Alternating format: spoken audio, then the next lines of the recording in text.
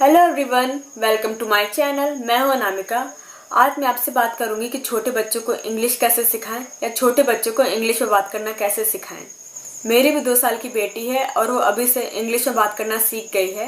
तो मेरे आसपास के बहुत से लोग मुझसे पूछते हैं कि वो इतनी कम एज में इंग्लिश कैसे बोल लेती है। तो मैंने सोचा कि मैं इस पर एक अलग से वीडियो बनाऊं और अपना एक्सपीरियंस आप लोगों के साथ शेयर करूं। देखिए, सबसे पहले तो बच्चे को इंग्लिश सिखाने के लिए छोटे छोटे सेंटेंस का यूज़ करना चाहिए जो बच्चा खुद भी बोल सके। इसलिए वो लोग जिन्हें इंग्लिश नहीं आती वो लोग ऐसा ना सोचे कि अगर वो इंग्लिश नहीं बोल सकते तो उनका बच्चा भी इंग्लिश नहीं बोल सकता। ऐसा बिल्कुल भी नहीं है, बल्कि आप बच्चों को सिखाते सिखाते खुद भी इंग्लिश बोलना सीख सकते हैं। बस आपको अपनी झिझक छोड़नी होगी। आजकल वैसे भी यूट्यूब पे इतने सारे इंग्लिश के चैनल्स अवेलेबल हैं, आप उन्हें देख के भी इंग्लिश सीख सकते हैं। बहुत से लोग कंफ्यूज होते हैं कि बच्चों को इंग्लिश सिखाने के लिए कौन सी एज सही होती है, लेकिन मेरा मानना है कि आप जितनी जल्दी शुरू करें उतना ही अच्छा है। अब आप सोच रहे होंगे कि मेरा बच्चा तो बड़ा हो गया है तो मैं उसे इंग्लिश में बात करना कैसे सिखाऊं। तो आपको घबराने की ज़रूरत नहीं है, आप किसी भी एज में शुरू कर सकते हैं। बस शुरुआत में आपको छोटे छोटे सेंटेंसेस यूज़ करने हैं।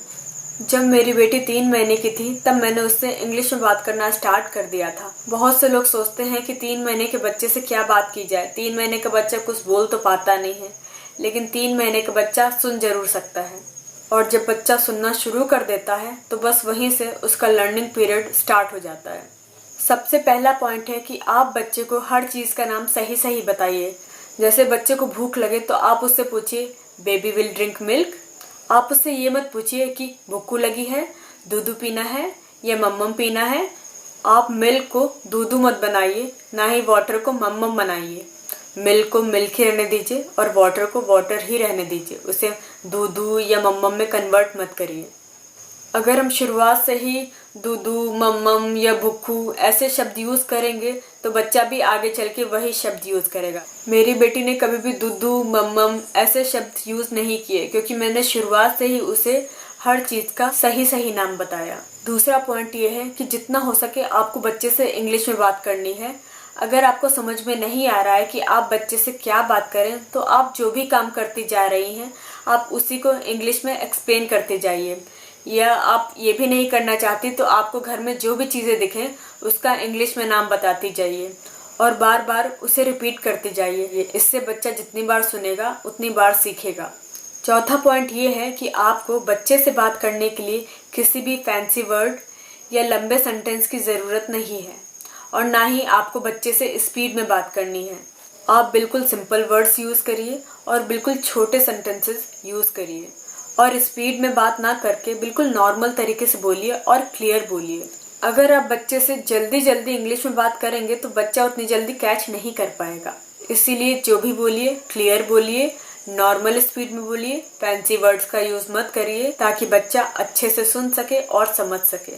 5वां सबसे ज़रूरी पॉइंट ये है कि आपको अपने घर में इंग्लिश का माहौल बनाना होगा और बच्चे के मम्मी पापा को बच्चे से इंग्लिश में बात भी करनी होगी।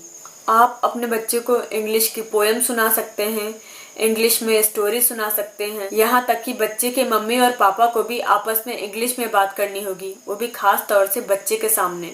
लेकिन मैं ये भी समझती हूँ कि हर घर का माहौल इंग्लिश वाला नहीं होता है और ना ही आप उसे बदल सकते हैं, खास करके जॉइंट फैमिलीज में, क्योंकि घर का हर फैमिली मेम्बर बच्चे से इंग्लिश में बात करे ऐसा पॉसिबल नहीं है। पर आप सबको तो बदल नहीं सकते, ना ही आप सबसे ये बोल सकते हैं कि वो आपके बच्चे से इंग्लिश में ही बात करे, पर आप अपने आप को तो बदल ही सकते हैं। तो आप अपने बच्चे के साथ जितना भी टाइम बिताते हैं, चाहे आप उसको खाना खिला रहे हो, चाहे आप उसको नहला रहे हो या चाहे आप उसको पढ़ा रहे हो, आपको अपने बच्चे से हर टाइम सिर्फ और सिर्फ इंग्लिश में ही बात करनी है। और मेरा यकीन मानिए, आप इसे सिर्फ 1 महीने फॉलो करके देखिए, आपको इम्प्रूवमेंट खुद नज़र आएगा। आई होप इस वीडियो से आपकी थोड़ी बहुत हेल्प हुई होगी।